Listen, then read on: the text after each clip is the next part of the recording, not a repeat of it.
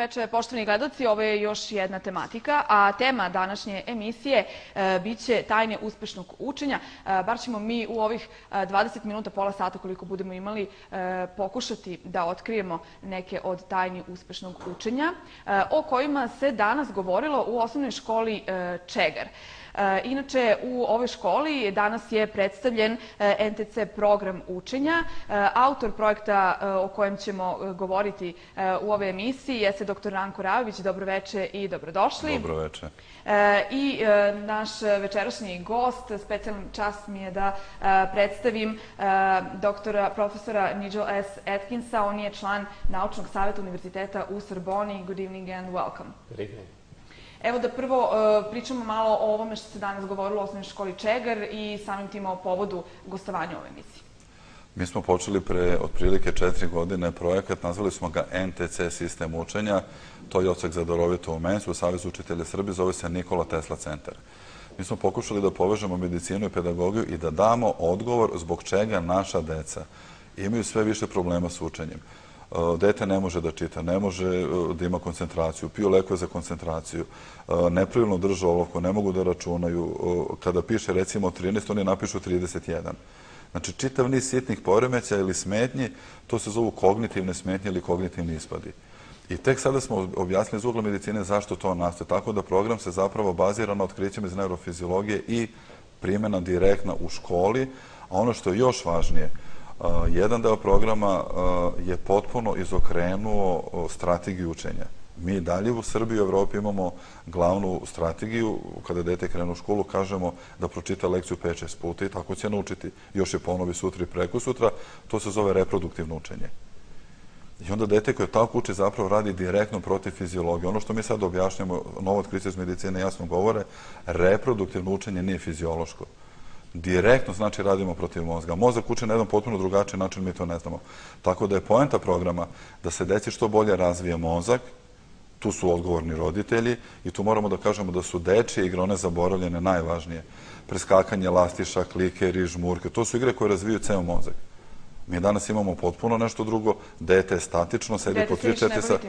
Ma ne bavi se ničim, dete sedi, gleda kompjuter ili TV ili video igrice. Do pre 15-20 godina generacije su odrastale tako što su od jutra do mraka bile na ulici, u parkovima, u šumama, a danas je obrnuto, vi dete ne možete ni da vidite više. A ono što se zna, i to je jako važno reći, čovek je živo biće za hodanje i naš mozak se razvija u hodanju, a što je najvažnije, mozak se razvija 75% do 6-7 godine. I posao deteta da hoda, da se kreće, tako se razvija mozak. A dete koje sedi, to roditelji koji nas gledaju moraju da znaju, 3 sata sedenja je 40.000 pokreta manje. To je 40.000 impulsa manje koji stižu u mozak i čitavi delovi mozga ne mogu da se razviju kako treba. I tu više normalnog prolaska impulsa nema. I tu će doći do kognitivnih ispada koji će se pokazati u školi, recimo u 3. 4. razredu. Tako da poenta programa jeste optimalan razvoj mozga u skladu sa biologijom, sa fiziologijom, tu su odgovorni roditelji i vrtići, a onda nadgradnja jeste da naučimo učitelje kako dečiji mozak radi i kako dete uči. A krajnji cilj, zato i Nigel je došao, jeste funkcionalno znanje. Prioritet Evropske unije jeste funkcionalno znanje. Od funkcionalnog znanja zavisi bruto nacionalni dohodak. A dokazano na testovima, PISA testovi koji se rade u 2003. u Srbiji, da smo mi ispod proseka po funkcionalnom znanju u Evropi. A Evropa kao regija kasnije za istočnom Azijom. I sad pazite, ovo je prioritet za Evropu, a za nas mora da bude bar dupli prioritet. Tako da sam ja zahvalan Nigelu, mi radimo program akreditovanja programa u Srbiji, ali konkretno on je pomogao s provođenjem NTC programa sa grupom Sveti Lazar u Bačkoj Palanci i Nišu. Razgovarat ćemo još o načinima učenja i o tome na koji način ste danas prezentovali osnovcima dobre strane učenja i kako treba najbolje učiti. A sada da pitamo profesora Atkinsa, koji je vaš razlog što je vaša organizacija Sveti Lazar pomogla baš ovom NTC programu? Well, first of all, thank you very much for inviting me. Zahvaljujem što smo ga pozvali u studio, da malo prevodim zbog... Go back in a little bit of history. A couple of years ago, in fact 2 years ago, I met Dr. Ranko Rajović. Pre 2 godine me upoznao u Pragu, u Češkoj. International conference, and I was very impressed by the work he was doing. And as we had already, and I'll explain later about San Lazar work in Serbia, I decided this was an ideal situation to invest and sponsor and help on the education system in Serbia. So the system itself we believe very much in, and this was a pilot study which we started in Niš at the end of last year. And the purpose of my visit today is Just let me 1 minute to translate. Upoznali smo se u Pragu i bio impresioniran onim što je video. Sa druge strane, znao je da je obrazovanje u Srbiji ispod prosjeka na PISA testu. Proučio je program, dogovorili smo se i onda smo počeli praktično sa saradnjom i evo sad je to već godinu i nešto dana, a sad je počeo da priča, danas je bio u školi u Nišu koja već sprovodi program, so now you can continue. And the purpose today was to visit the school, the pilot study. So today we visited the school, the director, and participated in one school class to see how it's working. Bili smo u školi, bio je kod direktora gost i onda je čak i dobio dozvolu da uđe u učionicu da vide kako deca rade po ovom programu. I kakvi su vaši utisci So what do you think onoga što about ste videli danas? this, what you saw today in school? I was very impressed by the way the children were able to react to the questions, which are not that easy, and I felt they're very spontaneous, and you felt they were doing it naturally. Video je nešto što ga impresioniralo, znači deca su bila jako zainteresovani, rešavali su zadatke koji uopšte nisu laki. Možemo čak i nekada kažemo ovde. I vidio to je taj neki prirodna reakcija, prirodna želja za učenjem. I to ja na seminarima zapravo učim iz ugla medicine. Mentalna stimulacija, zapravo želja za učenjem je primarni nagon. Mi svi znamo primarni nagon i tako smo učili u školi, su glad i žeć, direktno vezane za preživljavanje. Odnedavno je mentalna stimulacija stavljena u primarni nagon. Znači da dete instinktivno voli da uči. I oni kad krenu u školu stvarno vole da uče. Negde u 3. razredu počinje otpor prema školi, znači da smo mi negde pogrešili. Zato je to važno što on rekao, znači vidi tu prirodnu želju za učenjem i da na ovaj način saznaju stvari. Kako pokrenuti tu prirodnu želju? Pa mi moramo da znamo da mozak ne može da uči reproduktivno. Vi imate dete, evo ja ću samo da pričam o toj mentalnoj stimulaciji želje za učenjem. Dete kada prohoda, kada napravi prva 2-3 koraka, to roditelji dobro znaju. Dete prvo što uradi pogleda gore u mamu i tatu i smeje se, hoće da kaže mama, tata, ja znam da hodam. A dete, beba, ne zna da priča i gleda široko, znači razvuče osmeh i već sutra dete kad izađe da šeta sa roditeljima, gleda levo i desno u prolaznike da svi primete kako on zna da hoda. To je želja za učenjem. Onda recimo imate malo dete 3, 4 ili 5 godina. Kada nauči da vozi bicikla, kada pređe onih prvih 20 metara bez pomoćnih točkića, on uzima telefon, zove babu i dede i kumu i tetku i strica svima da kaže da zna da vozi bicikl. Dete stvarno voli da uči. Kada krenu u školu, svi to znaju koji imaju đaka prvaka, pa to dete je presrećno. Onu tešku torbu od ne znam koliko kila, 8 ili 9 kila, nosi na leđima, uredno sve izvadi na klupu kada dođe u školu, vadi olovke, flomastere, piše, dete je srećno, krenulo i u školu. I odjednom u 3. razredu 30% dece više ne voli školu. Ili ima otpor prema školi. Onda ja često pitam, pa ko je tu pogrešio? Ako znamo s jedne strane da je mentalna stimulacija primarni nagon i dete voli da uče, u 3. razredu više ne voli, u 6. već imamo, radili smo statistiku na preko 2000 dece, u 6. razredu preko 50% dece ne voli školu ili ima otpor prema školi. Znači da mi nešto radimo pogrešno, a pogrešno je to što ih teramo da uče reproduktivno. Mozak radi drugačije. I efekti reproduktivnog učenja su katastrofalni, naša deca su ispod prosjeka po reproduktivnom znanju u Evropi, da smo bar prvi. Pa da kažem, reproduktivno učenje je dobro, mi smo prvi po memoriji u Evropi, mi smo ispod prosjeka po memoriji. A funkcionalno znanje smo među najlošijima. Znači da to učenje nije fiziološko, imamo čitav niz medicinskih argumenta, kratko vreme sada objašnjamo, znači možemo dete da preokrenemo na taj drugi način i to veoma brzo. Posle seminara od 2 dana učitelji su osposobljeni da već posle 3. dana krenu tako da rade sa decom i rezultati se vide brzo. Što znači, evo da prevedemo na malo jednostavni jezik da bi svi razumeli. Znači, ne treba terati decu da uče napamet gradivo. Pa, evo sad vi, ako pitate nekoga, niko ne zna šta je drugačije. Pošto ne znamo šta je drugačije, mi radimo ovo. Znači, malo je to duža priča. Ja ne znam koliko imamo vremena, ne mogu da probam da objasnim za 2-3 minute. Objasnite na nekom primjeru da bismo razumeli najbolje. Biološki, idemo sad ovako. Biološki mozak reproduktivno ne može da uče, ali to je najniže nivo učenja. To uče najgluplje životinje. Znači, mora da ponovi 100 puta nešto pa da upamti. Mi tako učimo. Za mozak je početni nivo učenja preko čula. Znači, ono što vidimo, što čujemo, što osetimo, to mozak povezuje, preko svojih asocijativnih zona. Njih imamo 30%. Znači, 30% mozga jesu asocijativne zone, one su za učenje. A kad učimo reproduktivno, mi njih ne koristimo. Evo, pogledajte samo razliku. Ako učim reproduktivno neki tekst, a to se dešava studentima, odjednom ljudi koji tako uče ne znaju šta su pročitali, pa se vrate nazad jedan pasus ili jednu stranicu. Ili profesor na ispitu pita studenta da nešto kaže, a student kaže: profesore, to je na 37. stranici sa desne strane drugi pasus. Znači, imaju a teksta nigde nema. Pa mozak pamti na druge načine, ne tako. Znači, apsurdno je da mozak upamti na kojoj stranici je tekst. Čak studenti znaju da su tu nešto nacrtali, da su podukli žutom, narandžastom, zelenom bojom, ali teksta nigde nema. Tu koristimo 5% mozga i zato mi nemamo rezultate. A asocijativne zone su 30% mozga. Znači, cela poenta ovog programa je da prebacimo da dete svesno sa 5 pređe na tih 30% mozga i rezultati se vide odmah. Jedan od načina je slikovno pismo. Ne možemo našu decu da učimo kineski. Ali imamo čitav niz simbola koji koristimo već od 3. godine života da našu decu pripremimo kada krenu u školu da već misle u simbolima. I tu se koristi mnogo veća površina mozga pa se onda lakše pamti i lakše povezuje. Ako bih mogla da pitam profesora Atkinsa, koliko je primetio da je razlika u učenju između učenika u Srbiji i onih u Italiji? Pa nije on radio ta analiza, ali maybe if you can say something about difference between students and schools in Serbia and in France or England. It's a difficult question. I think you've got to go back into the basic of society. I think between England and France there are essential differences. In France we still have a Catholic education, not totally, but there's a state education, so that we have a Catholic education which is still very prevalent. I think the French are far more sensitive to very early education than in England, because early education starts later, and so therefore the private sector in England is more important for the nursery. I would say there's more liberty in England for the expression of the students.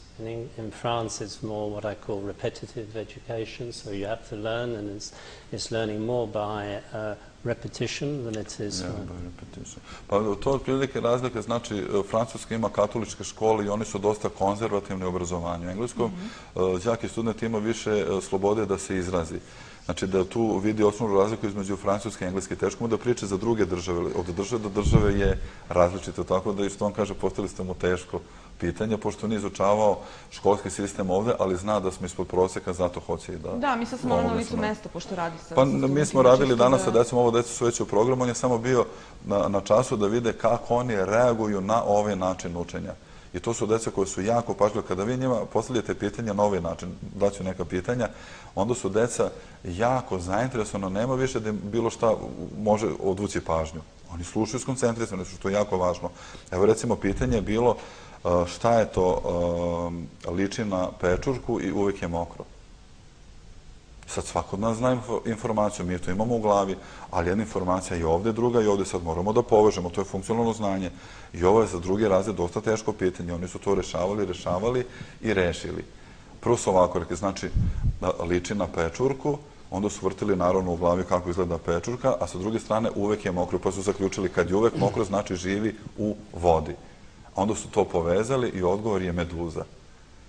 I onda su tražili još jedno pitanje, još jedno, i zapravo mi možemo na ovaj način sve ono što uči iz redovnih lekcija da im prebacimo na ovakva pitanja i oni zapravo misle da su došli na kviz. A u stvari na ovaj način znanje je trajno, onda mogu da ga povezuju, ali to je samo jedan od delova programa. Jedan važan deo programa, nismo ga spomenuli ni u školi danas, jeste sakrivanje reči u rečenicu. To bi izgledalo otprilike ovako. Slobodan skače. Ja sam ovu rečenicu sakrio jednu državu. Možete vi da nađete koja je? Slobodan skače. Teško je pitanje. Znači, mi kad vidimo na papiru, mi automatski vidimo da je tu u sredini smeštena Danska. Slobodan skače, tu je Danska. Zato što smo od malena sve naučeni da vidimo ispred sebe konkretno i da tako rešamo problem. Nas neko ne učio da u glavi, da u mislima istražujemo. To je veliki problem cele Evrope. Azijska deca to ne rade, oni sve moraju da rade u glavi, većinu stvari. A recimo malo teže pitanje bi bilo, nismo danas radili sa njima, žito gori, tu sam opet sakrio jednu državu. Pazite, kratka rečenica žito gori. Većina ljudi uopšte ne može da izvuče koja država je tu sakrivena. Ja ću vam pomoći, država Togo. Žito gori, tu je Togo. I onda zapravo kada krenemo sa ključnim rečima iz lekcije, deca ih na ovaj način sakrivaju i oni zapravo nauče sve ključne reči. Zapravo nauče kostur lekcije. Onda im je lako da tu dodaju znanje. To je kao neka polica na koju onda stavljaju znanje. A kako sada da oni to što rade na seminaru primene kada dođu kući i uče, na primjer, lekciju iz istorije? Pa izvuku ključne reči iz istorije. Ima više načina. Jedan od načina je da ključne reči sakriju kroz novi način. Evo, na primjer, ja ću sad dati iz biologije. Na primjer, idemo da vidimo samo pitanje, evo za domaće životinje. Imaju, recimo, uče zmiju. I sad moraju da nauče, ne znam, zmija, glista, gušter. Oni to nauče, ali ima drugi način, da to sakriju rečenicu. Onda je zmija ovako za njih uzmi jabuku. Znači, tu je zmija, ali oni idu korak dalje. Oni nacrtaju šaku i jabuku. I za njih je slika šaka sa jabukom u stvari zmija. Znači, oni su raširili informaciju preko velikih regija mozga, uključili su sve važne regije mozga i na taj način pamte. I oni zapravo misle da se igraju, a u stvari nauče sve ključne reči. Naravno, on mora da pročita lekciju. Ja kažem, reproduktivno učenje je dobro, da se informiše o lekciji i da je shvati. Ali ako hoćemo da umemoriše, mora da koristi druge načine. Koliko je to u Srbiji, kažete, i rezultati pokazuju, važno da spomenemo da se u okviru Mense radi ovo. Pa to je u okviru Saveza učitelja Srbije. Autori programa jesu iz Mense, pa onda ljudi mešaju pa misle da je to Mensin program. To je znači autorski program NTC sistem učenja, osmislili ga jesu članovi Mense. Da, tako i većina razumela da je Mensin program. Članovi Mense su ga osmislili, ali ga sprovodi, pošto Mensa ne može da radi edukaciju, to radi onda Savez učitelja Srbije. Tako da program ide preko njih, a kreditovanje, znači Ministarstvo obrazovanja je dalo akreditaciju i već puno učitelji u Srbiji rade po ovom programu. Evo, organizacija Sveti Lazar je pomogla već u 2 grada da se radi. Sada biste mogli da mi kažete nešto o organizaciji Sveti Lazar. Čime se još ona bavi i osim ovog programa, kojim programima ste još pomagali i zemljama na Balkanu? About St. Lazarus and what did you help also in Serbia? May I say a few words about the origin of St. Lazar, because I think it's important. Its origins go back to the Crusades, so well over 1,000 years Poreklo ago. od krstaških ratova, još od krstaša. It was set up as a military hospital organization in Jerusalem. That's why it's called. Oni su organizovali bolnice, vojne bolnice, klasične. And by history, when the Crusaders left, basically the order went back and survived in France under the King of France. I oni su praktično funkcionisali i njihova matična država jeste bila Francuska. Unlike the Order of Malta, which was completely under the jurisdiction of the Vatican, hence Catholic, this order has been open to all religious faiths, Christian faiths, be it Catholic. Sveti Lazar organizacija pomaže svim hrišćanskim državama, znači i protestantskim, i pravoslavnim, i katoličkim, a neka druga organizacija sa kojim ih mešaju, to su malteške viteze, oni pomažu samo uglavnom katoličkim državama. So therefore it's open to hrišćanima. The actual Grand Master today is a bishop in the Church of England. The Grand Master today. Aha, znači starešina ove lože je biskup iz Engleske. And the origins, I say date a long time, but now it's very modern. We're operating in over 40 different countries. Oni rade u 40 različitih zemalja. And essentially in the fields of education and in medical. Posebno u oblasti obrazovanja i medicine pomažu. And several years back, five years ago to be precise, we had a meeting here of the order to see what we could do to help Serbia. Pre 5 godina je počeo u Srbiji da radi, ima tu prvi sastanak da vidi na koji način može da pomogne u Srbiji. We felt there was a need here to help, particularly in the south of Serbia, with the problems of population, transhumance into South Serbia, particularly in the medical field. Aha, on je htio da pomogne u regionu južne Srbije, posebno u oblasti medicine. And we brought in medical equipment, particularly in blood transfusions, and which has been applied to some hospitals in the south of Serbia. Oni su kompletno opremili laboratoriju za analizu krvi u jednoj bolnici, mislim da je to bilo u Kraljevu. We feel as well there's a need to help in education, particularly primary school, and with the efforts from RANCO, we've been able to identify certain pilot studies. Again, we want to try and concentrate in the south of Serbia where there's a need, and this is one of the reasons why we took the project in Niš.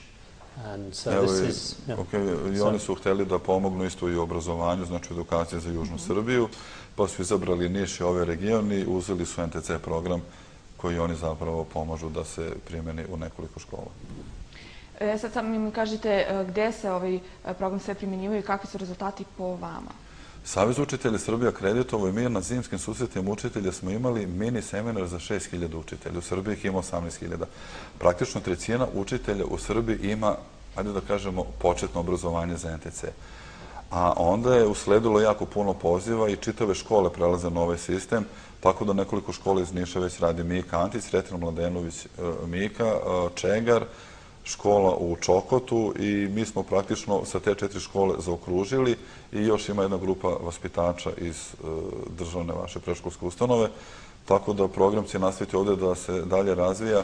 Mi ćemo uskoro imati prve rezultate, pošto radimo veliku studiju na nivou cele Srbije, preko 5.000 imamo obuhvaćeno ispitanika, to jest učenika, da vidimo u čemu je problem, jer mi imamo sve veći broj poremeća. Evo ja ću samo da završim ovo. Pre možda 10 dana u Novom Sadu dobio sam podatak Temerin, to je malo mesto pored Novog Sada, 80% dece ima poremeće govora. Mi moramo da shvatimo da se nešto jako loše dešava sa našom decom. 80% dece poremeće govora. Zvanično podatak sa Instituta za patologiju govora u Beogradu je 50%. 70% deca u Srbiji ima ravne tabane. Preko 70% dece mora da nosi protezu. Ja ne mogu objašnjavati mehanizme koji su do toga doveli i kako se to odražava na kognitivne sposobnosti, a odražava se. Znači, mi moramo da shvatimo da se nešto dešava i to mora da se preseče pod hitno. Tako da nam ovakvi ljudi pomažu da to sprovedemo, da radimo čak i analize između nekoliko država. Lakše nam je da se orijentičemo kad vidimo šta je u drugim državama. U svakom slučaju, ovaj program će se još sprovoditi i nadam se da će biti još mesta za priču. I Ministarstvo obrazovanja, dobili smo pre 2 nedelje rešenje, je produžilo akreditaciju programa za još 2 godine i za vrtiće i za školu u Srbiji. Pa ćemo onda moći da razgovaramo više i o rezultatima. Hvala vam puno na ovom gostovanju. Hvala vam. Thank you very much. Thank you. Poštovani gledalci, ovo je bila još jedna tematika. Ostanite i dalje uz program televizije Zona. Prijetno.